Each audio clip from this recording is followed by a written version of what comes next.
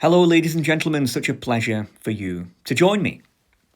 The target audience for this lecture is as follows. It is recommended if you are an American or European atheist, or if you're an American or European theist, which theist, for the most part, in this context, usually means Christian. It is neutral, so 50-50, on the fence, if you are someone outside of America or Europe, but who is nevertheless interested in how religion differs between the two. So maybe you're from an Asian or an African country. You've been exposed to a lot of the Western world, exposed to a lot of America, a lot of Europe. You're curious, I wonder how these two differ.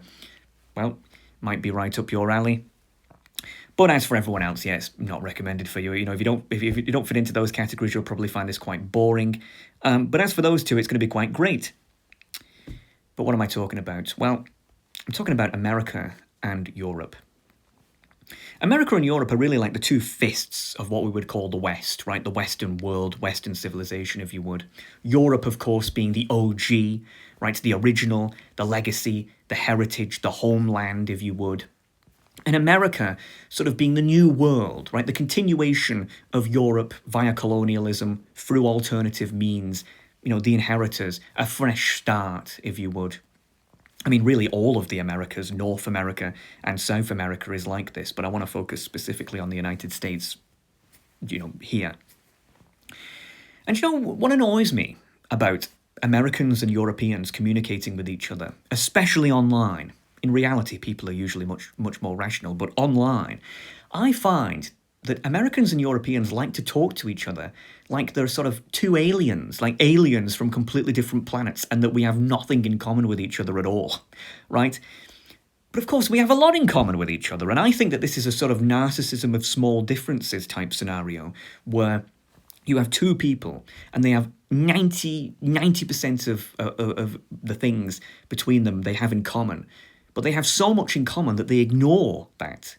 And they only focus on that 10% where they differ, right? And I find that Europeans and Americans, they love to over-exaggerate the differences between America and Europe. But in reality, as I said, we have so much in common. America and Europe are both predominantly ethnically European, and of course, obviously, culturally European. America as a state formed from European thought, and Europe is, well, Europe. And both are economically similar. Both America and Europe are highly developed first world economies. That's not to say that everywhere in America and everywhere in Europe is prosperous, obviously. You have the forgotten states in America or places in the UK like Blackpool or rural Wales that are highly stagnant and forgotten. But generally speaking, if you took America as a whole and Europe as a whole, most people around the world would love to live in these two places. In comparison to outside, because they're obviously much more wealthy.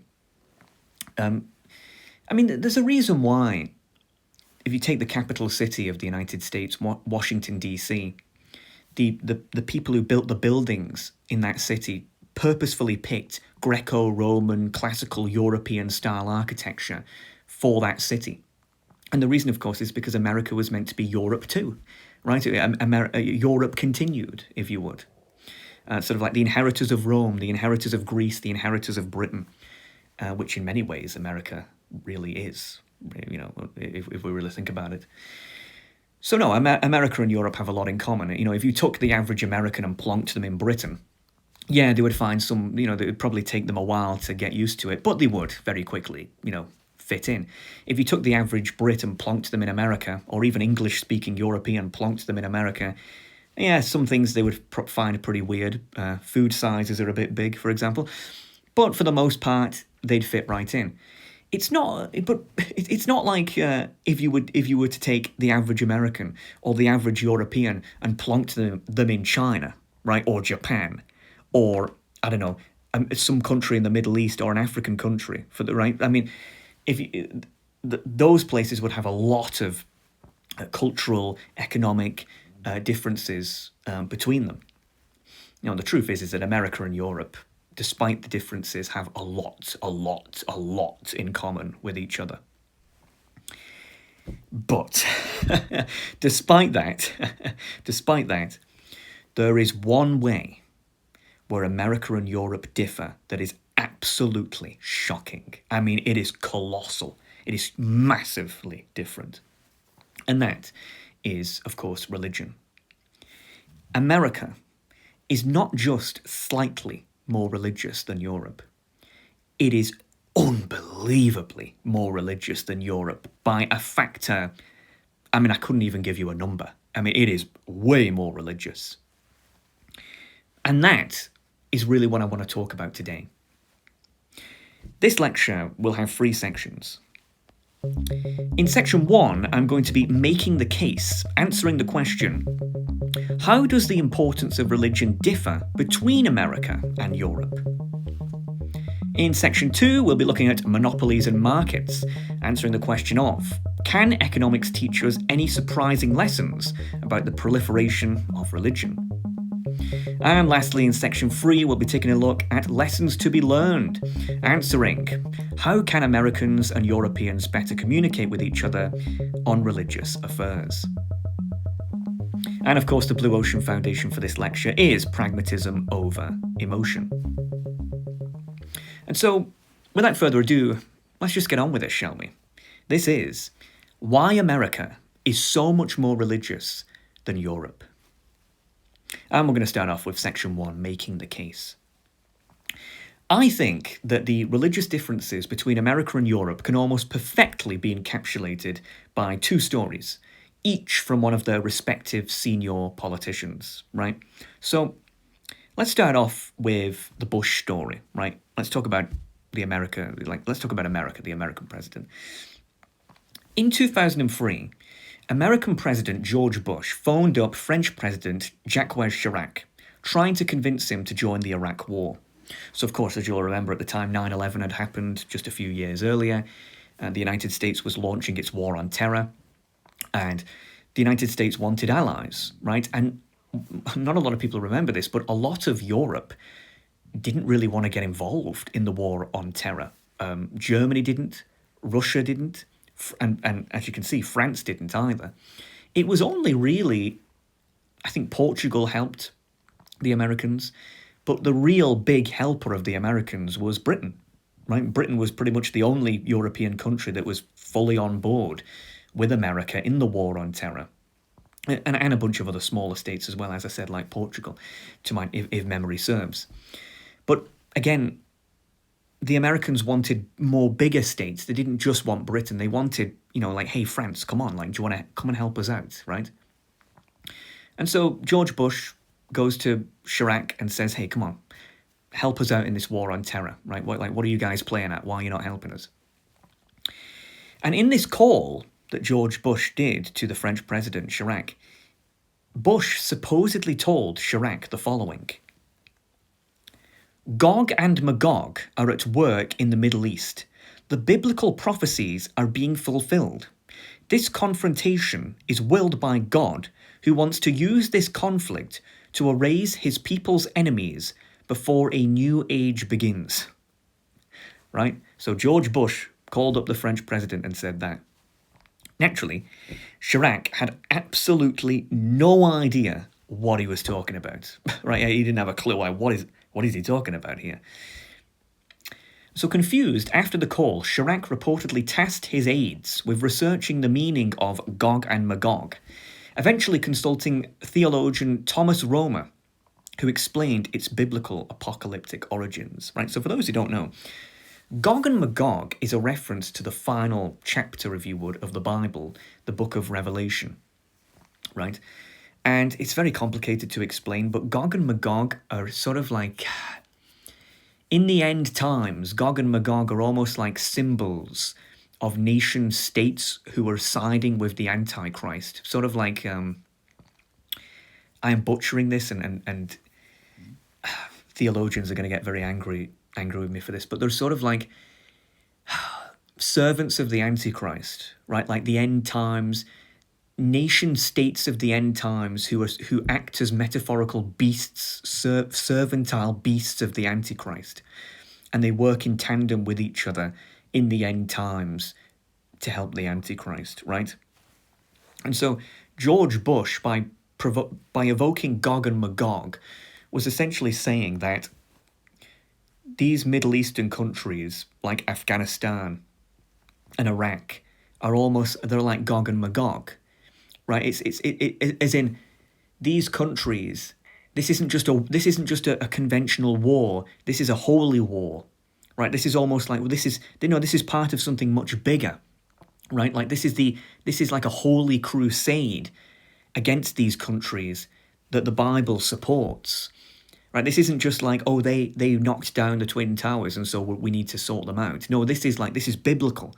This is the Antichrist. This is the end times that we are living in here, right? And this might sound strange, but that is the case. And the overall point here being that Bush viewed the Iraq War and the war on terror at large partially through a Christian lens. Meanwhile, Chirac, the French president, didn't even know that such a lens existed, right? So George Bush is consulting the Bible, the book of Revelation, as almost like an inspiration to go to war, right? That's how serious George Bush took Christianity and took the Bible. Whereas Chirac he wasn't even aware of this. He wasn't even aware of what Gog and Magog was. And I think it's quite interesting how in America, the guy at the top was a hardcore Christian. Meanwhile, in France, you could become the president and not even know that much about the Bible, and not even know, So it demonstrates the massive cultural difference between how important Christianity was to the Americans, to their leaders, the fact that they're going to war based on the Bible. Really a misinterpretation of the Bible, I would argue, but nevertheless. And the French president sort of not even having a clue what the hell he's talking about, right? It's a very profound difference. But that's the Bush story. Let's take a look at the Blair story, which I think shows how unreligious many European countries are. So Tony Blair, then British Prime Minister, was a devout Christian. And he decided he was going to end a televised speech to the nation with "God bless Britain," similar to his American counterparts, right? The American politicians, when they come on stage, they say, or when they do a speech, they say, "God bless America," right? That's how they end it. And then everyone goes, yay. Well, Blair kind of wanted to do the same thing. Like, hey, why, I'm going to end a speech by saying, "God bless Britain." But upon hearing this, his advisors totally opposed the idea, with a committee even being set up just to discuss it. And Blair recalled that one civil servant told him, "I just remind you, Prime Minister, this is not America," right? So everyone around Blair, who for the most part would be an atheist, right? Because Tony Blair was the leader of the Labour Party, which is sort of the left-wing party. So a lot of these people were atheist. Blair, despite being a Christian, he never really spoke about Christianity. He never really mentioned it at all. So him sort of having this idea, I think, was a shock to a lot of the people around him. It was sort of like, really? I didn't think you were that kind of guy. Like, what the hell are you talking about? And so after all the consternation, Blair decided to scrap the sign-off, later lamenting that it was a shame that he couldn't say it, as it's obviously a part of what you are, right? And I think that these two stories, not only do it shows just how different Christianity and religion is treated in the echelons of power of America and Europe. I mean, you think about it. You've got a guy in America, the president, going to war using the Bible as an inspiration, as a justification. Meanwhile, Tony Blair, as British Prime Minister, can't even say "God bless" the country that he's ruling over, right? That's considered like, whoa, what, you want to say "God bless Britain"? We need to call a committee. This is an emergency. What's wrong with him, right? I mean, it's just such a colossal difference. I mean, can you imagine? Let's flip the script. Can you imagine an American president being booed or being told by his staff, "Hey, you're not doing that. We need to call a committee," for saying "God bless America"?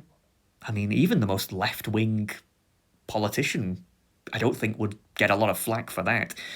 Or alternatively, can you imagine Tony Blair saying, "Yeah, I got Britain involved in the Iraq War because I'm a Christian and the Bible says so." Gog and Magog. They're Gog and Magog. I mean, that would have gone down like a lead balloon in Britain, right?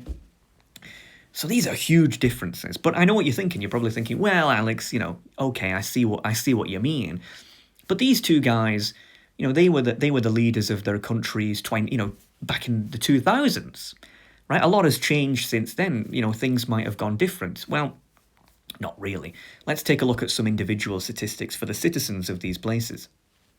So according to Pew Research Center, the percentage of people who say religion is very important in their lives in the United States is around 53%. I'm actually surprised it's that low. I would have thought it would be even higher than that. But yeah, 53%. Meanwhile, if we look at Western Europe, that is not a typo, that means Western Europe, the number is just 11%. Right, that is remarkably low. I mean, that's like a 40 plus percent difference between the two. That's massive. But we're not done yet. When people were asked the percentage of people who believe in God as described in the Bible, in the United States, this was around 56%, right? So over half still. But meanwhile, in Western Europe, again, just over a quarter, 27%, right? That's a massive difference again. But that has nothing on this. When asked the percentage of Christians, so this is just the Christian population of these places, who pray daily, in the United States, that number was around 68%, right? So well over half, right? Well over 2/3. Meanwhile, in the UK, this figure is just 6%, right? I mean, that is a 60% plus difference between the two there. Again, what does this show? It shows that there are massive differences in how Christianity, in how religion is treated between the leaders of these places. But the reason for that is because the differences between the people, the citizens of these places, right? The leadership reflects the general population. Okay, so the question is then, okay, right, we've made the case. America is much more religious than Europe. Okay, why? Right, like what is behind these differences? Like what is behind this colossal difference? Because, a lot of people often say poorer countries tend to be much more religious, right? Like people point to African countries, for example, and say, oh yeah, they're much more religious. But when countries economically develop, they become more atheist. Well, America's quite a mystery in that regard then, because America is actually, despite the fact both America and Europe are economically prosperous, America is much richer than Europe, especially in the last 10 years. And yet America is much more religious than Europe. So that logic doesn't really follow. In other words, there's something about America that makes it more religious than Europe, or maybe there's something about Europe that makes it less religious than America. Or maybe both of those things are true at the same time. And that's the argument that I want to make. Which brings us on to section 2, monopolies and markets.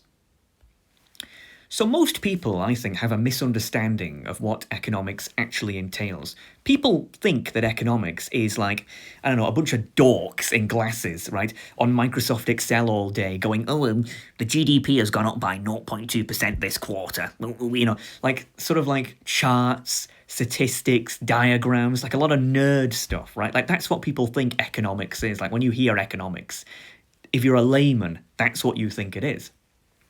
And it is, right? Like economics, a lot of economics is Excel, spreadsheets, diagrams, charts, monitoring GDP growth and inflation figures. Like, of course it is. Of course that's what economics is. But only partially. That's only partially of what economics is. That's only a part of economics. Because the reality is that a lot of economics is actually studying human behavior.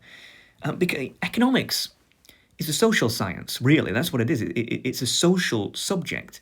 It's about, there's a huge crossover between economics and psychology and sociology, not theoretical psychology or theoretical sociology, certainly not the latter, but pragmatic psychology, pragmatic sociology, studying cultures, the economic differences between cultures.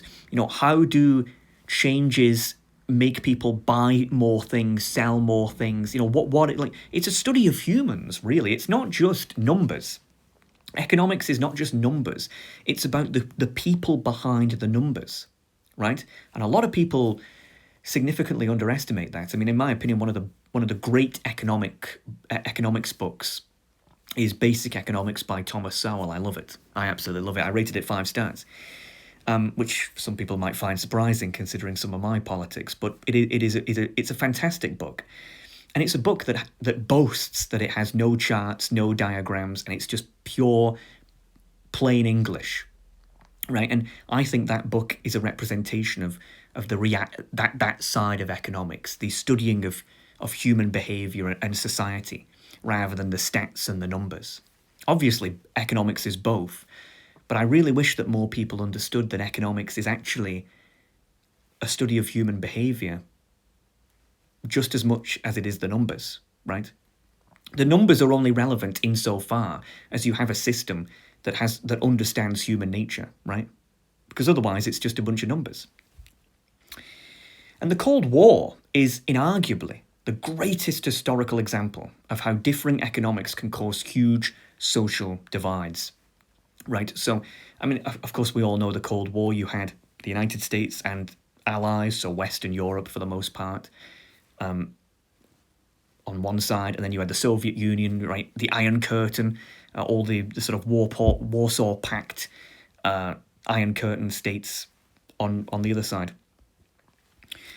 Of course, with the Americans, the Americans and allies believed in free market capitalism, right? So the government essentially is hands off, right? Let people make their own businesses, do free trade, have brands, have businesses, champion, competition, different products, engaging in a sort of never-ending, sort of almost like a natural selection of sorts, an endless competition to get prices down, to get into the hands of as many customers as possible, right?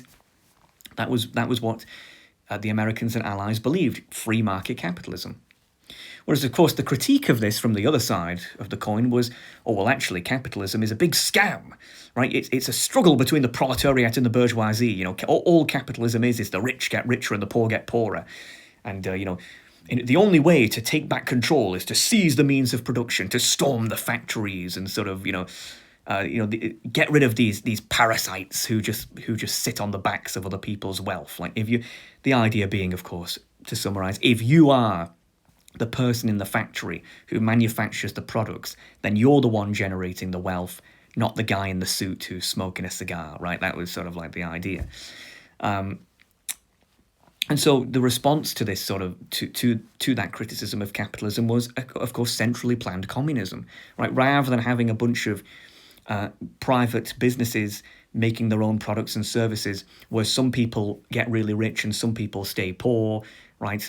Why don't we instead just have a strong government that controls all the economy, right? There's everything's nationalized. There's no such thing as a private business. The government simply makes demands of the people, and the people come forward as equal workers and blah, blah, blah, blah, blah, right? Right? Like work in government-owned factories, etc., etc. Right, and the idea being that there would be no bourgeoisie, there would be no rich billionaires or whatever. Instead, everyone would get the share of society that they deserved. And of course, the critique of this is that, well, that doesn't really make much sense because capitalism is the ultimate form of power. Capitalism is not oppression, it's freedom. It's people voluntarily buying products that they want to buy, voluntarily selling products that they want to sell. And capitalists sort of view the stock market in a way as the ultimate form of democracy. It's wealth through democratic means. Putting aside the fact that all the critiques that they had of the inefficiencies of a centrally planned economy, the big argument was that no, actually, capitalism is not oppression; it is freedom, and it's communism that's oppression. Communism is oppression disguised as freedom, right? And of course, these two ideologies are polar opposites to each other, right? I mean, they have if you put a free market capitalist and a centrally planned communist in a room, they're not going to agree on anything, right? These are complete polar opposite worldviews. Under normal circumstances, this would have caused World War III, right? So America and their allies and the Soviets and the allies, we would have gone to war with each other, and one side would have won after millions of people would have died, like in World War I and World War II. But of course that was not an option because nuclear weapons had been invented. And so rather than having a hot war, we had to have a cold war, which essentially meant we hate each other, we both know we hate each other, we both want each other gone, but we can't actually do anything about it. So what we're going to do is we're going to shrug our arms and look at each other and go, yeah, you're going to collapse. Any second now, you're going to collapse. Any second now. And we did this for decades, right? We did this through the 60s, 70s, 80s, and, and a little bit in the 90s, where we're just sort of looking at the clock, looking at each other going, the capitalist pigs, they're going to collapse any moment now. These damn commies, they're going to collapse any moment, right? And that's essentially what we did. Of course, the consequences, however, of centrally planned communism were things like breadlines, right? It was a highly ineffective, inefficient system, because what the Soviet system demanded was that their economists essentially had to manually set the prices of tens of thousands, hundreds of thousands, millions of products manually, right? Because there's no market, right? There's no market where people can bid and buy against this. Well, there was black markets, which obviously existed, but there was no official auction houses or markets. The government ran everything. The government was the distributor of everything, the manufacturer of everything. It was a monopoly. And so you had a bunch of guys who were trying their best to put logical prices on things like, I think that should cost 10 rubles, I think that should cost 20 rubles. But of course, even if you were a genius, even if you had 200 IQ, there's no conceivable way that you could accurately plot the prices of every product and keep track of them as time goes by in the way that a free market could. And so the end result was the centrally planned economy manufactured way too much of some products, way too little of other products.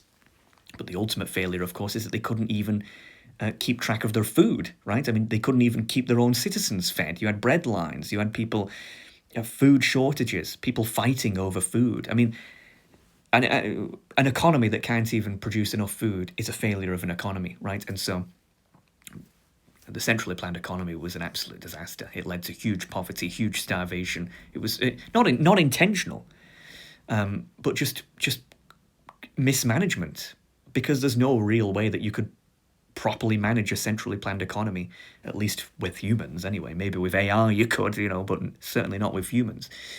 Meanwhile, the consequences of free market capitalism was quite the opposite. Rather than having food shortages, you had too much food, right? You had people starting to get obese, right? You had like 50 different flavors of Pringles. You had like a million different types of lemonade. It's like you were almost spoiled for choice. It was almost like we made too much things in a way. And so, you had all sorts of thriving products, thriving services, spoiled for choice. People became highly consumerist in a way. So it was almost like the opposite. It was almost like the opposite. The centrally planned economy had nothing. It didn't have enough. The free market capitalist system you were spoiled for choice. You had loads of choice. It was highly thriving. And if people have the choice between living in a society that has so much food that people get fat and so little food that people starve to death, well, unsurprisingly, one is more popular than the other, right? None are perfect, but one is more popular than the other. The result was that over time, the more that Americans engaged in free market capitalism, the more capitalist America became over time, right? Because the fruits of free market capitalism, the competition, all the different products and services that spawned from it, became immediately apparent. It became shocking just how much innovation America spawned in this time, and their allies. But meanwhile, of course, the communist nations became less communist over time because it became blatantly obvious to everyone with half a brain that this system just wasn't functioning as intended, right? I mean, the government had to sort of mandate by force, physical, mental force, that no, everything's under control, this is a great system, everything's fine. But again, this was never going to last because it was blatantly obvious that it wasn't, right? I mean, it's like the old quote, I think from the Gulag Archipelago, they know they're lying, we know they're lying, everyone knows that we're all lying, but we're still lying, something like that. It was like everyone could tell that this system just was terrible, but they all kind of had to go along with it, anyway. But of course that wouldn't last. You had Gorbachev realizing, okay, this is a tinderbox, we need to change our society, implemented things like glasnost, perestroika, right, trying to open the press, open the markets. But this ironically led to, well, one of those was good, right? The opening of the markets was pretty good. Opening of the press and freedom of speech, not so good when you've had a country that has been oppressed, that has oppressed their people for the last 40 plus years. Because obviously that leads to a massive backlash that is very overwhelming, and that ultimately led to the end of the Soviet Union. I think it was Deng Xiaoping who said that had the Soviet Union just opened their markets and not opened their press, which is kind of like what China did, the Soviet Union would still be around. And I agree with that assessment. But nevertheless, the overall point was, of course, that, yeah, we all know who won the Cold War. It was America and the Allies. It was free market capitalism, the centrally planned economic system of communism. It just didn't work. People destroyed it from the inside. I mean, look at the Berlin Wall, for example. Study the history of the Berlin Wall. West Germany, East Germany. It says a lot, right? Okay, so, yeah, we all know about the Cold War, though, right? You're probably thinking, well, Alex, that was a very nice, brief history of the Cold War there, but what on earth does this have to do with religion? And the answer is, actually, it has quite a lot to do with religion. Again, I mentioned at the start that a lot of economics is not just numbers, it's not just stats, it's not just Microsoft Excel spreadsheets. It's human, it's social, it's culture. And that actually there's a lot of things in economics that you can look at and sort of translate it to other domains of human social life. And religion is one of those domains. How so, though? Well, historically, Europe has had strong, institutionalized, state-sponsored churches, acting as a theological monopoly of sorts. So think you have the Catholic Church. What does Catholic mean? It means universal, right? So the one church, right? Not multiple different churches competing against each other. One church, the Catholic Church. Of course, you had in places like England Anglicanism, right? So Henry VIII wanted to marry another woman. The Pope wouldn't let him, so he said, okay, well, screw you then. We're just going to get rid of Catholicism in England. We're going to make it the Church of England, right? And that became the new monopoly church, right? Of course, you had Protestantism as well, which was a sort of a rebellion against that to an extent. But for the most part, if you look at Catholicism, Anglicanism, for example, what you have is this one theological monopoly, this one church, right? However, in the late 19th century, many scientific breakthroughs were initiated in Europe, such as, of course, the theory of evolution. And I mentioned in the past how, henceforth, such doubts about Christianity began to linger in the educated upper class, which would seep slowly into the middle class and lower class as time went by. Yeah, I mentioned how, in the past, how Nietzsche, for example, whose father and grandfather, I believe, were highly, I think they were both Protestants, but they were highly Christian. And he was a Christian and lost faith in Christianity. And this was a huge occurrence amongst a lot of the intellectuals, the upper classes of Europe in the 19th century, where with these advances in science, like evolution, that sort of went against, the Bible, went against Christianity to an extent, they started to lose faith in Christianity, right? And that reverberated downwards slowly over the decades to the middle classes and eventually to the lower classes. But it was the upper classes who were the first to doubt Christianity in Europe. But that's actually quite ironic, because it was exactly such upper classes who often ran the monopoly institutionalized church, who were now awkwardly losing faith in their own creation. I mean, people forget about this, but for most of European history, most people were illiterate. They couldn't read, they couldn't write. The one person in their locale who could probably read and write was the priest, right? People used to go to a priest because he was usually the only person who could read the Bible, right? The only person who could actually teach people about it. Otherwise, they could just read it themselves, right? People forget how recent mass literacy has actually been. People really underestimate that.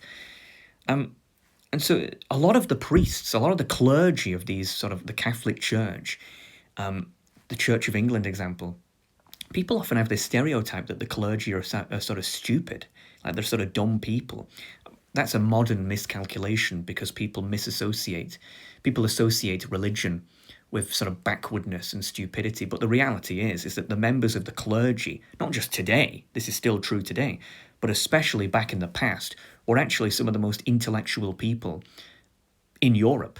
A lot of scientists were Christian, for example, right? But a lot of the priests, the clergy, spent years studying theology, obviously, but also philosophy, right? Literature.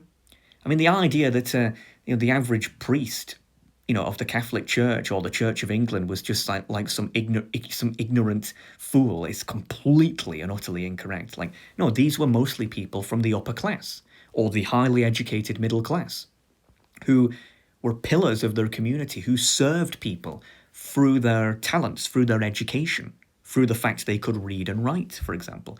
Again, this today is very difficult for people to comprehend, but that absolutely was the case in the past.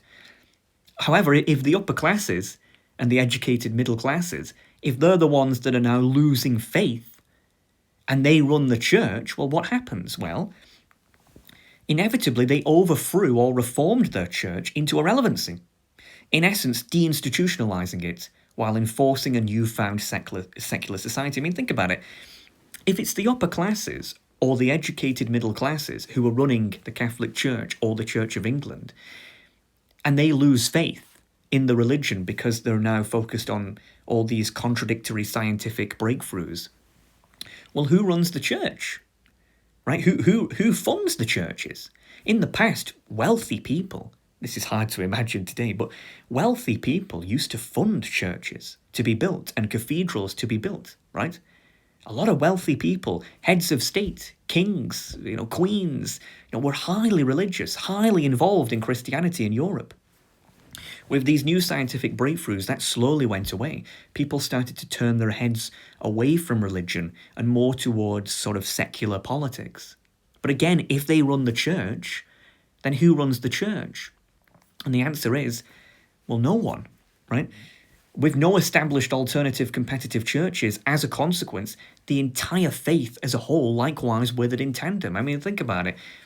If everyone belonged to the Catholic Church, or the Church of England, or whatever, the national big institutional church, and that church loses the support of the elites of society, the upper classes, the educated middle classes, it gets poorer, right? It loses its sort of its political strength, right? It loses its legitimacy almost.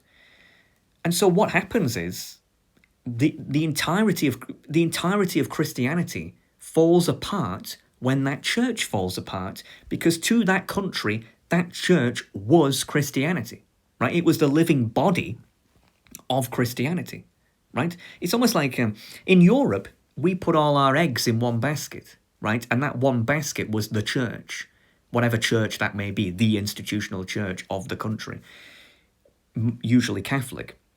But we put all our eggs in that. Well, when people lost faith in that, all our eggs dropped. That means there's no more Christianity for the most part, right? And so when the church died, Christianity died.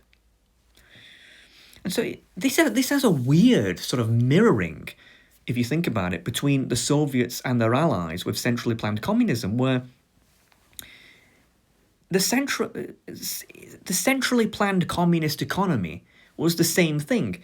The Soviets and their allies put all their eggs in one basket, right? The government ran everything. The government ran the economy. Similarly, Europeans put all of Christianity into one church, all their eggs in one basket. When the Soviet governments collapsed, the entire economy collapsed. All the eggs were dropped, right? The entire economy collapsed because the government ran all the economy. Similarly, when the church collapsed, Christianity collapsed because Christianity was the church in Europe, right? And so there's this odd mirroring between the two, where we put all our eggs in one basket, we drop the basket, we have no eggs, right? But then, there's another mirror. If you look at America, their free market capitalism in the Cold War actually is also mirrored theologically as well with a form of theological market. How so? Well, America has had the separation of church and state right from its genesis, which you may expect to lead to a less religious society, right? I mean, think about it. Founding fathers say, we're not going to have a Church of America, right? We're not going to do the same thing as the Church of England. There's going to be no American church. All churches are private. You want to fund the church? You've got to do it yourself. You're not getting any help from the state whatsoever. Uncle Sam is not giving you a cent, right? You would think, oh, wow, this is going to lead to a really atheistic country, right? I mean, God, the government isn't going to have the back of any religious body. Wow. Well, this is going to be a much more atheistic country.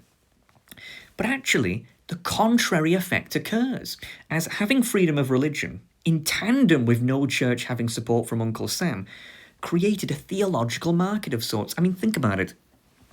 It's like how in a capitalist free market, if you have the freedom of competition, right, so businesses going against other businesses, the government doesn't interfere into the economy unless absolutely necessary. But the state also doesn't prop up some businesses over other businesses, or in this case, churches over other churches. That's a theological market. Churches compete like businesses in a capitalist market. They have to fund themselves through their customers or sort of like the people who go into the church in order to stay alive. But they're also competing against all the different religions, really, because America was so dominated by Christianity, the other forms of Christianity, or even the same forms, but just different churches ran by different people, right? It's the same thing as a market. And so this theological market mimics the same logic as capitalist markets, though rather than businesses competing for money, it is churches competing for believers. What does this result in? This, over the centuries, concluded in a plethora of incredibly resilient, independently resourced, localized churches dotted all across America. Think about it. Similar to how in a capitalist market, if you have a business that cannot compete with another business, what happens? It goes bankrupt. And so over time, the only businesses that remain are those that have survived. Right? They've survived through providing the best products, the best services at the most competitive prices to their customers. Right? A business cannot survive decades unless it has something going for it, and as soon as it stops having something going for it, it goes bankrupt, and and their competition takes hold. That is what happened in America. You know, over the 1700s, 1800s, 1900s, the churches that failed to have that sort of financial friskiness, that failed to preach in a charismatic way, that failed to help their local communities out properly, they went bankrupt. They just went away because there's no assistance. Who's going to fund them? Who's going to go to them? Right? The churches have to serve the people. They don't have the automatic backing, a monopoly of the state. No, the state's not going to help them. They must be funded by the people.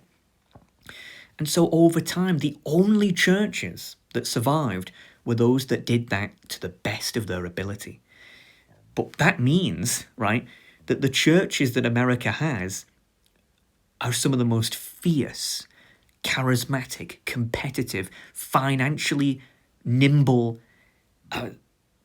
like in the world, arguably. Certainly in comparison to Europe, right? And so even in spite of such scientific breakthroughs, due to the competitive and communal strength of their churches, many in America remained faithful regardless. You know, in America, they have this term that I was taught. It's called creationism. This is a term that I've never heard in Europe, but in America, this is apparently a thing, where some schools refused to teach evolution. And instead, they taught what became known as creationism, which is, you know, Adam and Eve, right? And this became like a big thing in America, like, should it be allowed? Like, should young people be allowed to not be taught evolution? Should they only be allowed to be taught the biblical story? And it was a big controversy in America. But why did something like creationism come about? Well, it's because, look, and this is what a lot of people don't understand about human nature. human beings, as I've said many times, are communal creatures. We are tribal creatures. We love our locality, our people. If you have a church in your local area that provides charity to the local community, that provides hope in charismatic preachers to the local community, provides wedding services, bonds, funerals, right? It's a pillar of the community in essence. People are going to pick that over evolution. Even if evolution's true, if people have to pick between giving up their local pillar and that sort of community, or believing in the cold, raw, hard truth of evolution, most people will go, yeah, I'll put evolution to one side. No, I believe in the Bible. I believe in this. People prioritize the local, even if that means that they have to ignore, the contradictions, the threats, the things that could put all this, that could collapse this entire construct. People would rather go, I'm not even going to think about that. I believe in this, right? I cannot stress enough how fascinating this is. Like how fascinating it is that how powerful American churches are, how over centuries of, it's not natural selection, it's just market competition, but it's a form of natural selection in a way, how through centuries of that, of having this theological free market, the remaining churches of America, by definition, have to be special. They have to have something going for them. They have to do something for the people. That something could be negative as opposed to positive, actually, but nevertheless, they have to exert a certain level of control. But it's completely logical if you think about it as to why that is the case, as to why America is more religious than Europe. And so, again, similar to in the Cold War, how a free market made America more capitalist over time, believing more in capitalism, whereas a centrally planned economy under communism made people believe less in communism, right? Put all their eggs in one basket. Again, you have the exact same thing in terms of theology. America, having separation of church and state with a theological market, became more religious over time, not less religious, right? Because the churches that remained were stronger, charismatic, and more nimble. Whereas in Europe, again, it's the eggs in one basket thing. We put all our eggs in one church, we dropped the church, we dropped the eggs, we've lost Christianity. So we became less religious over time. In other words, the economics of capitalism and communism mirror in the theological, religious, Christian histories of America and Europe. It is a direct mirror between the two. And very few people have been able to pick up on that mirrored human behaviour. It's fascinating. Which brings us to section 3. Lessons to be learned. So there's 4 real types of people that are involved in this equation, if you think about it then. You have American atheists, American theists, European atheists, and European theists. And what I find is that all these quadrants are absolutely horrendous at communicating with each other. Americans are horrible at communicating with Europeans. Europeans are horrible at communicating with Americans. Atheists are horrible at communicating with theists. Theists are horrible at communicating with atheists. God forbid the nationality and the religiosity are different, because that's like a different universe, right? That is like aliens talking to each other. And so, we understand that America's more religious than Europe. Europe is more atheist than America. We understand why, right? The theological market versus the theological monopoly. Well, how is it then that regardless of what quadrant you're in, how can we learn to communicate with all the other quadrants, right? What is it that our quadrants need to learn to sort of get real, right? To get out of our quadrant bubble, if you would. Well, that's what I want to do. And what I'm going to do here, and this is the part where I'm going to piss everyone off and get everyone very angry in the comments with me. But what I'm going to do is I'm going to pick out each quadrant, and I'm going to give what I think is a vital lesson that each quadrant has to learn about themselves and the others in order to be blunt, get real, and learn to communicate better with each other. And I actually want to start with American atheists. I think this personally to me is the most fascinating quadrant, and well, let me explain why. So I'm sure we've all heard of reaction videos, right? So you have some guy who uploads something to YouTube or a video website, and he's yapping on like I'm yapping on now. And then there'll be some other dude, so you listen to the yapping, but then there'll be some other dude who's usually a live streamer, who's streaming and watching the video and talking to his stream.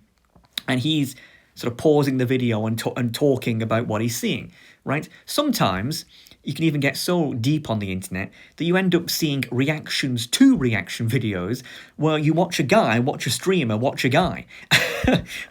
And we've all been here at some point in our internet journeys, and this is usually the point where we realise, damn, we're wasting our time here, aren't we? We need to get a life. It's usually like streamer drama. When you see something like this, it's always like streamers or something. Like there's something going on with streamer drama. No, this is terrible. But most of the time, it's just one guy watching another guy. And you'll never guess who has had a lot of reaction videos made to them. Well, that handsome man right there has me. Yeah, I've had a lot of reaction videos made about me. Mostly in the gaming space, funnily enough, when I used to make gaming things. You had like some of the largest streamers in the world, like Asmongold, for example, who I admire very much. Jesse Cox, for example, I remember. Yeah, I've had a lot of reaction videos made on a lot of my old gaming stuff. But I have also, believe it or not, had some reactions on my sociological, political science, this sort of stuff as well. Much less, I have to say, because these are obviously very niche, long, very niche talks. But I have had some. But here's the thing. This is the crazy thing. I have made a lot of things on a lot of different topics, right? I mean, this is a sort of word web that I've created. I sort of sat down and I said, if I had to explain the things I make to people in just like what would it be? And these are a sort of list of things that I've made in the past. Like I've talked about Christianity, Islam, democracy, conservatism, decadology, feminism, progressivism, blah, blah, blah, blah, blah, like loads of things that I've spoken about over the years. But here's the thing, right? Despite the fact that I have a very diverse set of topics that I've spoken about, would you believe me if I said that there's only one topic, one topic out of all of these and more, that has ever warranted people making any reaction videos to what I've made? Can you guess what that one topic is? Well, I'll let you know. It is atheism. I have received an outlandishly high number of reaction videos from atheists, and I'm not joking. If you type in, Alex Hexagon reaction or reaction to Alex Hexagon, right? If you look that up, I swear on my life, all you will see is atheism, atheism, atheism, atheism, nothing else. There'll be no feminism, there'll be no, DMT, there'll be no like Christianity, Islam, no. No one cares about any of the other things I make, class, Britain, no, nothing. It's just atheism. Now, I never watch reaction videos that people make of me unless I already know who the person is, right? If I know who the person is, then I'll watch it and I'll usually find it quite amusing. But if it's a stranger, I won't watch it. And the reason is because, well, not just because there's not enough time, but it's also that, well, why not just leave a comment? It's like who do you think you are that you warrant me watching you watch me? Like, why don't you just leave a comment? Why should I watch you? I don't know who you are. I mean, I know that might sound rude, but it does make sense, right? Like, why would I do that? Why would I put that time investment in? It doesn't make sense. But even though I don't watch reaction videos, I have a lot of friends of mine who do, and in fact, they love watching people react to me. And the reason why is because usually when people make reaction videos, the people who are reacting are usually very angry at you, which is why they're making it. It's very rare that someone makes a reaction video that's like, oh, I love this. Yeah, this is bloody brilliant what this guy's talking about. No, it's usually, you talk and someone pauses every 5 seconds and goes, you idiot, you know, right? That's what it is. And so friends of mine, of course, love watching people on the internet rip into me, tear into me, and, call me God knows what. They find it very amusing. But they tell me that, no, Alex, there's more to it than this. It's not just that you get a lot of reaction videos from angry atheists. These atheists all have one thing in common. They're all American, right? So right, zoom out and think about this, right? Because this is what I call a hexagon mystery. I was genuinely scratching my head about this for a long time. Because I thought, okay, hang on. So I've made a lot of things on numerous different topics, an exhaustive list of diverse topics. And yet the only reaction videos that I get are all atheist. Atheism. Like whenever I talk about atheism. And, by the way, when I talk about atheism, my position on atheism has been that we need a balance of beauty, right? Which is that religious people should be allowed to practice their religion without being, treated terribly or treated like they're dumbasses or something like that. Like we should as a society take note of our Christian or religious heritage generally, and rather than just throw it under the bus and pretend it doesn't exist, we should respect it in some ways and go, yeah, I can see how this helps people, right? Some people more than others. But at the same time, science, education, etc., should be allowed to move forward unimpeded by any sort of religious constraints, right? Like, like the idea of creationism, for example, like, no, younger people should be taught about evolution. Like, it's not even up for debate. So you have that balance of beauty. It's like you can have a society that respects religion. People can be religious. But at the same time, science remains unimpeded by the Bible. We don't go to war, as George Bush did, because of the Bible, right? Like, we have that balance of beauty rather than this extreme society where it's like, right, we're a total religious theocracy, or we're like a communist state where it's illegal to be religious. Like, no, I think we need to have that balance of beauty. That's my position on atheism, typically speaking. And so I thought, why on earth? Like, I just couldn't understand, like, why on earth would that annoy so many specifically American atheists? Like, what is it about that opinion that gets that demographic so riled up? Like, making a reaction video is a lot of effort, right? You've actually got to watch, which most people don't watch anything these days. They don't have the attention span. But then you actually have to commentate on what you're watching and assumedly make it entertaining for a viewer. So that's a lot of investment. And I just couldn't understand, like, out of all the things I've made, why is it just atheism? And why is it just American atheists who get so riled up about the balance of beauty? Like, what is going on? And again, it was a hexagon mystery. I genuinely couldn't figure it out. I was like, what?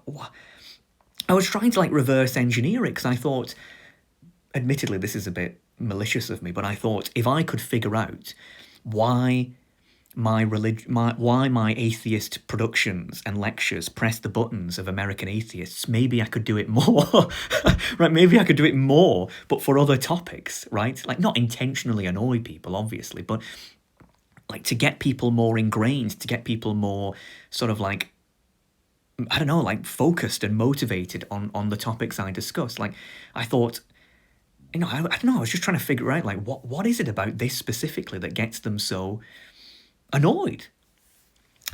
Anyway, I came to a conclusion. It was only really in the 21st century when Americans started to get exposed to European atheist intellectuals via the internet did Christianity even start to be seriously questioned in America. I remember in the 2000s and the early 2010s, you had people like Richard Dawkins or Christopher Hitchens, rest in peace, who, these guys were two British guys, hardcore atheists, right? And they were very popular in America. They would go to, especially Christopher Hitchens. Christopher Hitchens has a brother called Peter Hitchens, which I know a lot of British Conservatives will know about, the most pessimistic man on earth. And Peter Hitchens, I believe, he used to comment on how popular his brother was in the United States specifically. Much more popular than he was in Britain, as was Dawkins. It's like these guys who used to be like fierce warriors in a way, like debaters against Christianity and against religion in general. They did really well in America. Americans loved them, like especially the millennial college generation of Americans. Oh my word, these guys were so popular. Like they loved like The Hitch, right, and Dawkins. But meanwhile, in Britain and in Europe at large, despite the fact these two guys are British, they weren't really that big. Or certainly not as big as they were in America. They weren't unpopular. But they weren't like massive names. Like if you walked around and asked the average British person, do you know who Richard Dawkins is or Christopher Hitchens is at the time in the 2000s and the 2010s? Most people would have gone no. Even amongst like the 20s, like even amongst the millennial generation, most people would have gone no. And it's not that people in Britain disagreed with them. I think it's more that people in Britain already agreed with them to the point where their opinions weren't revolutionary. Right, I mean, if you trashed Christianity in the UK in the 2000s or the 2010s, it's almost viewed like kicking a man who's homeless. It's like, what are you doing? Like, he's already dead. Like, what are you doing? Like, okay, like, we get it. Like, Christianity is illogical in many ways. Atheism is good in many ways. That's your opinion, okay. But we're already kind of living under that now, so what's your point, right? Whereas in America, well, that wasn't the case. Like, America was highly, highly Christian. I mean, it still is, but even more so back then. And so this sort of atheism, this sort of like questioning Christianity was almost like revolutionary to Americans, especially like I've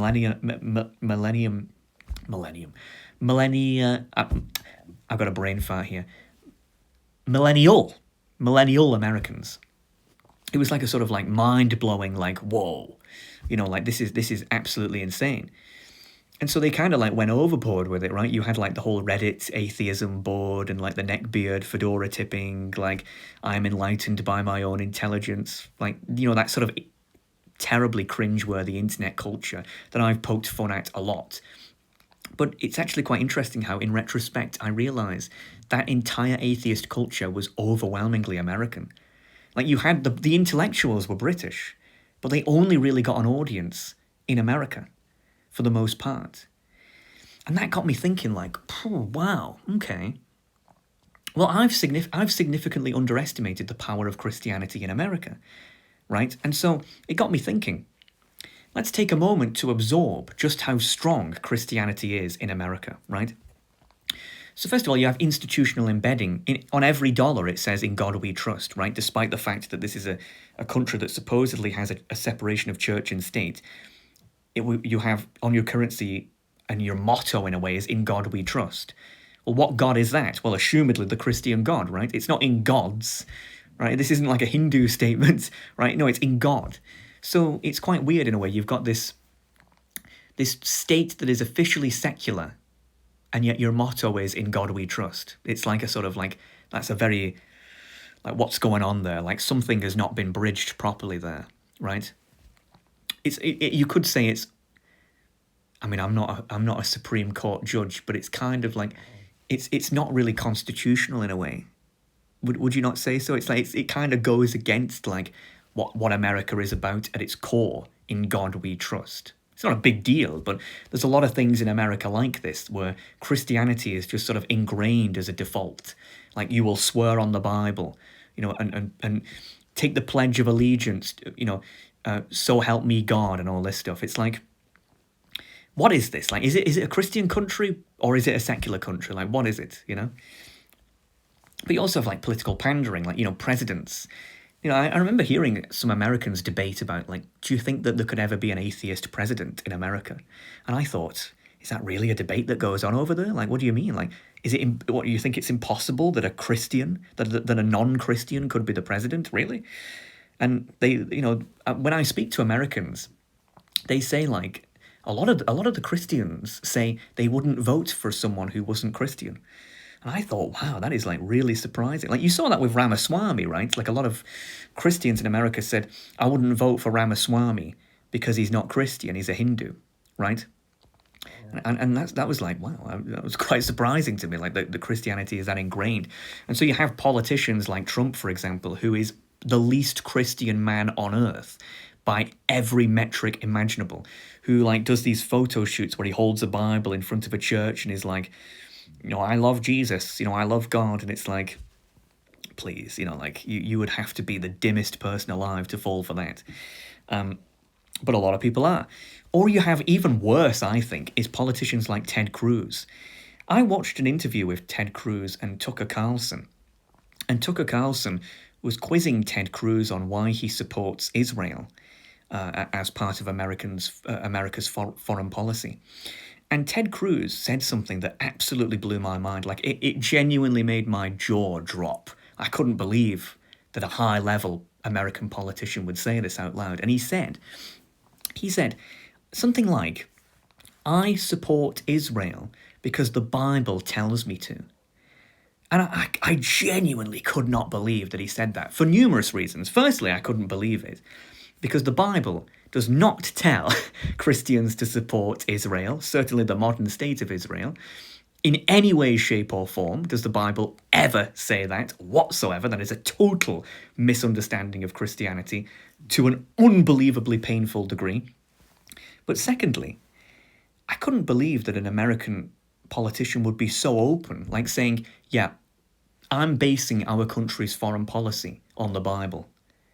Like that's the reason why. Oh, it's not personal. It's not like some intellectual reason. Like, oh yeah, like I don't even think he made like a security reason. Like, hey, we work with this country and they help us out in some ways. No, he just said like, because the Bible told me to.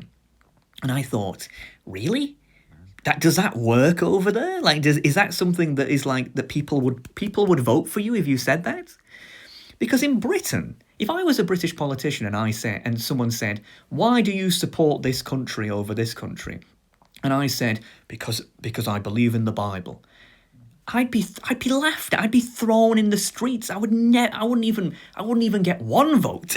It would be the end of my career, right? It'd be game over, right? And yet, guys like this, they win election after election after election, saying things like this. I mean, it is crazy just how strong the pandering towards Christians and the misinterpretations, often intentional, I believe, of the Bible, are sort of thrusted on the American population by politicians. It actually makes me sick, to be completely blunt with you. But hey, it's their country. But then you also have, and this is what I call absolute absurdities, right? You have figures like this guy. And oh my God, right? If you don't know who this guy is, well, let's go into it. This is Kenneth Copeland. And Copeland preaches prosperity theology and is part of the Word of Faith movement, which teaches that divine favour is expressed in material and financial blessing, and that giving to ministries unlocks this favour. Well, wow, what a coincidence, right? So Kenneth, he has his ministry, right? I think he's like a priest or a pastor or something. And he has his own ministry. Whoa!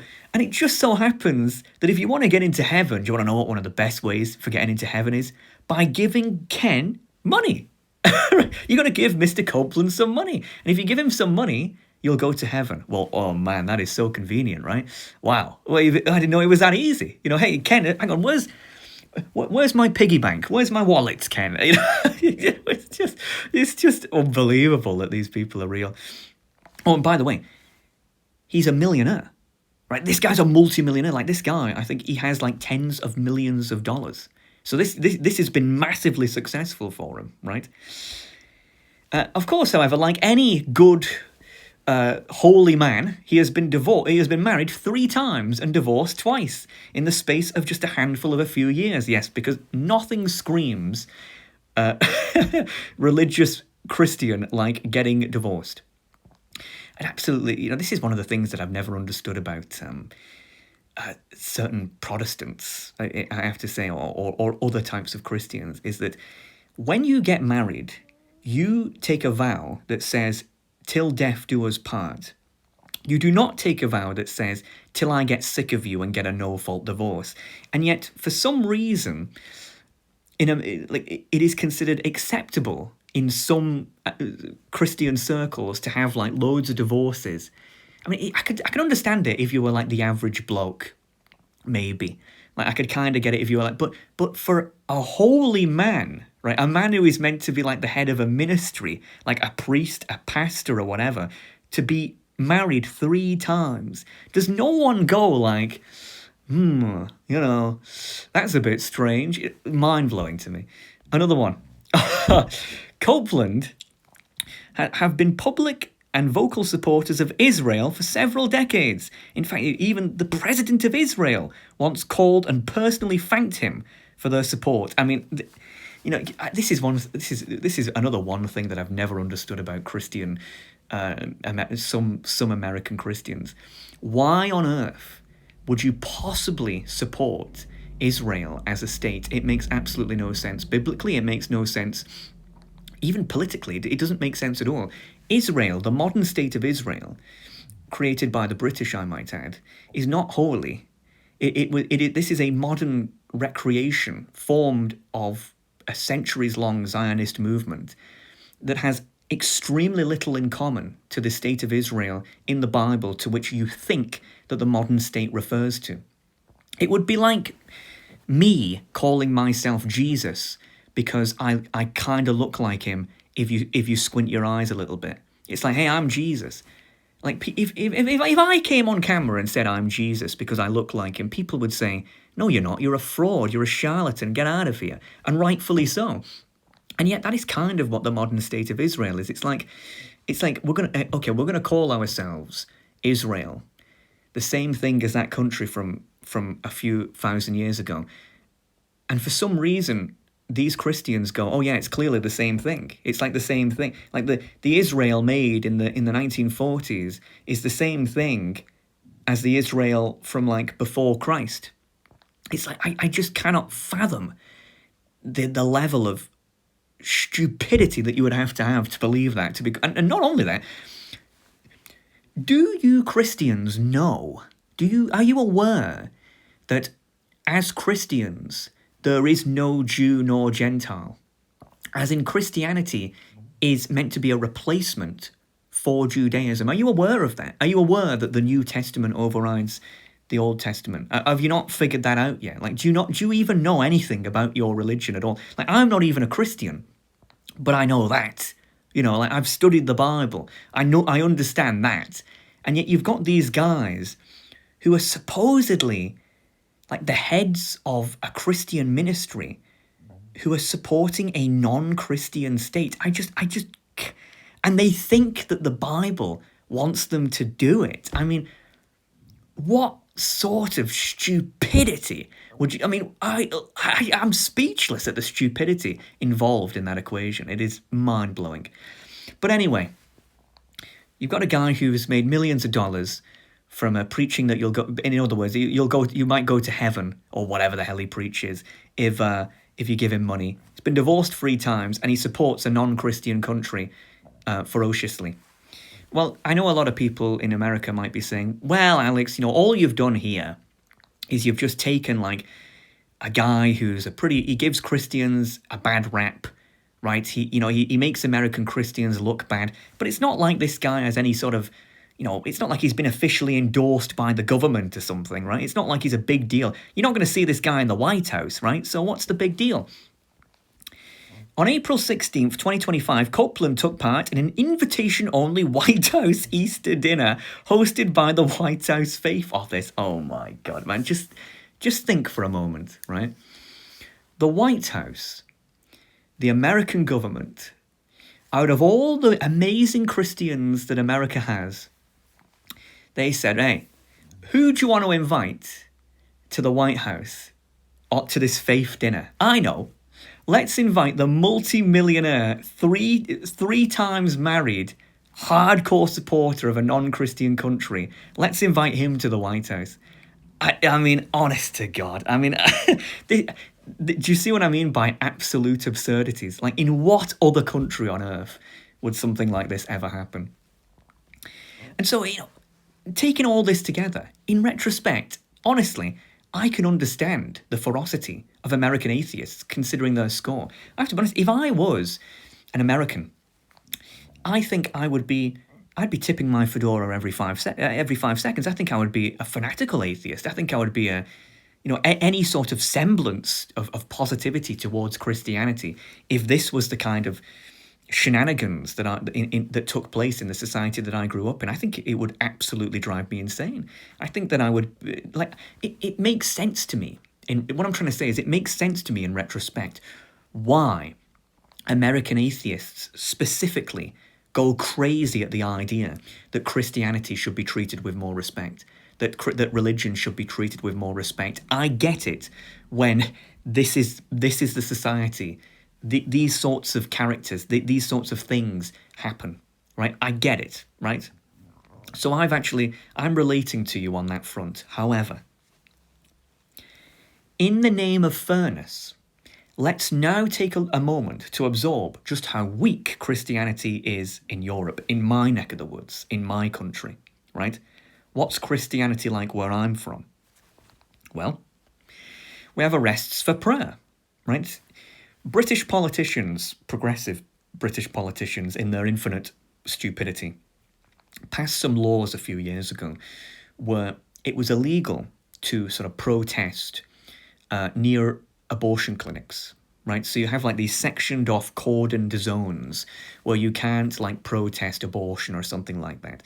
And the idea behind this, and it's an empathetic reason to an extent, which is that if you were a woman going in to get an abortion, you don't want someone yelling at you like, murderer, like it was designed to prevent that from happening. I mean, they are murderers, so I don't really see why that should be the case. But, I can understand it to an extent, like people getting harassed. You don't want people getting harassed, right? Even though they are murderers. But the problem with this is because British progressive politicians aren't particularly intelligent at all, they didn't really plan out the way that the laws behind these sort of protest-free zones.